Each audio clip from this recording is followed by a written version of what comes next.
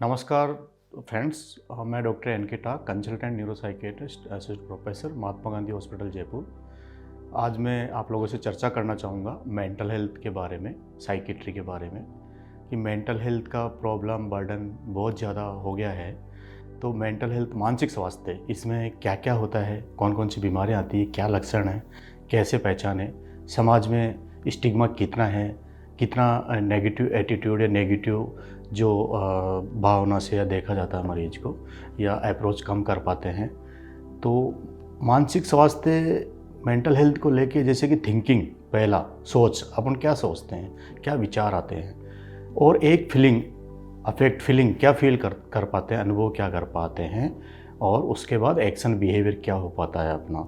तो वहीं से ही मेंटल हेल्थ की प्रॉब्लम जो है अराइज होती है, जन्म लेती है। तो उसमें मुख्य मुख्य बीमारियां जो है वो है डिप्रेशन, अवसाद जिसको बोलते हैं, anxiety, OCD, schizophrenia, somatisation disorder, conversion disorder, substance abuse मतलब नशे का शिकार होना। तो अब इनके लक्षणों पे चर्चा करें तो डिप्रेशन में व्यक्ति का मन उदास रहता है, किसी काम में मन नहीं लगता है, चिड़चिड़ापन हो सकता है, नींद नहीं आना है, ज़्यादा भी नींद आ सकता है, वज़न कम होना, वज़न ज़्यादा होना, या आत्महत्या के विचार आना, आत्महत्या की कोशिश करना, ये सब अवसाद, डिप्रेशन के लक्षण हैं। उसके बाद चलते हैं हम लोग एंजाइटी पे।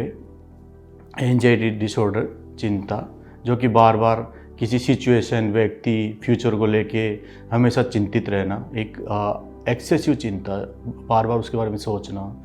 एंजाइटी की वजह से आपका जो है शारीरिक स्वास्थ्य प्रभाव पड़ता है, लाइक बीपी बढ़ जाना है, पल्स बढ़ जाना है, और इसके अलावा जो भी ये आपका मानसिक स्वास्थ्य डिस्टर्ब होता है, वो ऐसे ही एंजाइटी आगे चल के फिर डिप्रेशन में कन्वर्ट हो जाती है। डिप्रेशन फिर आगे जाके फिर साइकोसिस में भी, लाइक सिजोफ्रेनिया होता है, जिसमें कि हेलुसिनेशंस जो होते हैं कि काल्पनिक आवाज़ें सुनाई देना या काल्पनिक आकृति दिखाई देना, ये हेलुसिनेशंस होते हैं। ऐसे डिल्यूजन होता है, व्यक्ति को लगता है डिल्यूजन में कि लाइक कोई जो दो व्यक्ति उसके बारे में बातें कर रहे हैं, या फिर जबकि ऐसा नहीं है हकीकत में, या उसके बारे में कोई उसको मार सकता है, या उसके बारे में कुछ ना कुछ उल्टा सीधा कर सकता है, ऐसा उसको लगता है। रियलिटी अगर पता करते हैं तो ऐसा कुछ होता नहीं है।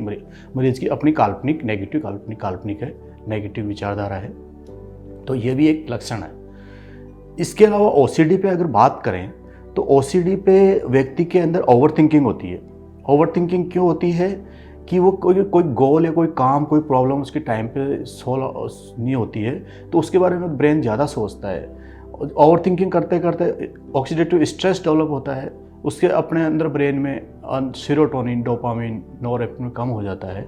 तो उसकी वजह से व्यक्ति में ओवर थिंकिंग होती, एंजाइटी होगी।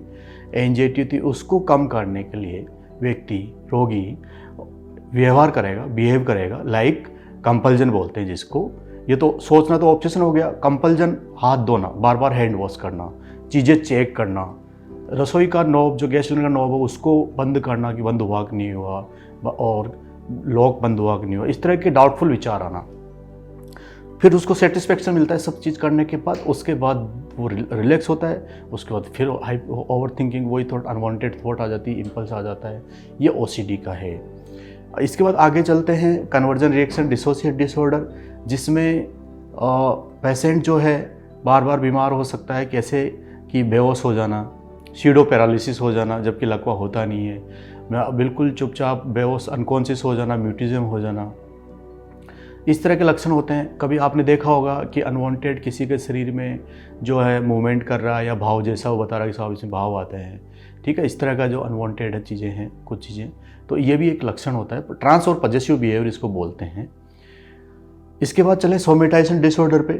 तो सोमेटाइजेशन डिसऑर्डर में मल्टीपल जगह पे शरीर में पेन होता है, लाइक सिर दर्द हो गया, कमर दर्द हो गया, चेस्ट पेन हो गया, बॉडी पेन हो गया, अनस्पेसिफाइड। और उसकी इन्वेस्टिगेशन अगर जांच करवाते हैं तो कुछ निकलता ही नहीं है किसी भी तरह का, ब्लड में, सोनोग्राफी में, एमआरआई में कहीं कोई फाइंडिंग नहीं आती। तो फिर उसके बाद डॉक्टर, हमारे स्पेशलिस्ट जो हैं साइकेट्री उनकी सेवाएं लेते हैं कि अब आप देखिए इनको क्या है, तो सोमेटाइसिस डिसऑर्डर निकलता है फिर, जिसमें कि सारा इन्वेस्ट नॉर्मल आता है, लेकिन साइकोलॉजिकल रूप में कहीं ना कहीं पेशेंट को फील होता रहता है कि मुझे पेन हो रहा है, तो उसका भी मेडिकेशन है, उसका भी ट्रीटमेंट है, उसका भी जो है पेशेंट का आउटकम आता है ट्रीटमेंट से। ऐसे ही बात करेंगे अपन लाइक डेमेंशिया, भूलने की बीमारी जो ओल्ड एज में होती है, 60-70 के बाद होती है। लाइक आपने अल्जाइमर डिजीज़ नाम सुना होगा, वो एक डेमेंशिया का प्रकार है। तो उसमें आदमी जो है, व्यक्ति है, बार बार भूल जाएगा, पेन कहाँ रख दिया, चाबी कहाँ रख दी, बटन लगाना भूल जाएगा, या उसको याद, कल खाना क्या खाया था याद नहीं आ पाएगा। ये चीज़ें बार बार एक गुस्से में रहेगा, इरिटेबल रहेगा, कंसंट्रेशन जजमेंट नहीं ले पाएगा। उसके बाद जो चलेंगे, तरह तरह के समाज में नशा व्याप्त है, लोग नशा कर रहे हैं, उसका इलाज भी संभव है, इलाज भी है, तो वो भी एक बहुत ज़्यादा फैल रहा है नशा। लाइक स्मोक का नशा हो गया, सिगरेट, गुटखा, शराब, ये सब चीज़ें, अफीम, हेरोइन, गांजा, भांग, ये सब नशे में। इन सब का भी एज ए डी एडिक्शन के रूप में हम करते हैं, इनका भी ट्रीटमेंट होता है। जो अच्छी अप्रोच होती है, डेफिनेटली बहुत अच्छे रिजल्ट भी आते हैं। समय समय पे हम लोग जागरूक कार्यक्रम भी करते हैं मरीज के हित में। तो ऐसे ही ये सब चीज़ें मेंटल हेल्थ में ही आती है। और ऐसे आगे चलें तो ये सबसे ज़्यादा जो इनमें मोस्ट कॉमन बात करें अपन, तो अवसाद, डिप्रेशन जो है, as a WHO World Health Organization के अनुसार ये नंबर 1 पे माना जा रहा है इसको, कि ये मॉर्बिडिटी है, बीमारी है नंबर 1 पे। फिजिकल जो भी बीमारियां होती है, लाइक हार्ट की, किडनी की, ब्रेन की, उससे भी ज़्यादा डिप्रेशन हो रहा है। मोस्टली हर घर में आपको मिलेगा। लेकिन क्या है कि दुर्भाग्य है कि समाज में स्टिग्मा है, पहले से तो कम हो रहा है, अच्छी बात है। नवयुवक जो भी है आ रहे हैं अब आजकल वो सोशल मीडिया से प्रभावित हो रहे हैं, देख रहे हैं कि इसके लक्षण क्या होता है डिप्रेशन का। मेंटल हेल्थ को अपने को अप्रोच करना चाहिए, मनोवैज्ञानिक मनोचिकित्सक की सलाह लेनी चाहिए, इलाज कराना चाहिए, तो एक अच्छी क्वालिटी ऑफ लाइफ अपन जी सकते हैं। इसमें घुटने की आवश्यकता नहीं है, तो ये स्टिग्मा भी अपने को कम करना पड़ेगा। तो कुल मिला के जो भी, अगर आपको इन सिम्टम्स, लक्षणों में से जो भी आपको लग रहा है, तो आप इमीडिएटली आपके नियर बाई मनोचिकित्सक की सलाह लें, उनको दिखाएं, मदद लें, इलाज लें, संभव है। इसके लिए प्राइवेट सेक्टर भी आगे रहते हैं, हेल्प के लिए गवर्नमेंट भी आगे ही हैं। और एक इवन टेलीसाइकेट्री के लिए जो है, मोदी जी ने भी जो है, और अपने राजस्थान सरकार, भारत सरकार है, इन्होंने भी इसके लिए बहुत अच्छा प्रयास किया है। 23 सेंटर जो है लॉन्च किए गए हैं सेंट्रल गवर्नमेंट के थ्रू ऑल ओवर इंडिया में, टेलीसाइकेट्री, टेली मेंटल हेल्थ, दूर दराज के मरीजों को देखने के लिए। तो ये कोरोना के बाद ये 4 गुना बढ़ा है डिप्रेशन और मेंटल बर्डन। तो अपने आप में लाइफ की जो प्रोडक्टिविटी है या प्रॉब्लम है, उसको बढ़ा रहा है, प्रोडक्टिविटी कम कर रहा है। इसी के साथ मैं अपनी बात ख़त्म करना चाहूँगा। Thank you very much.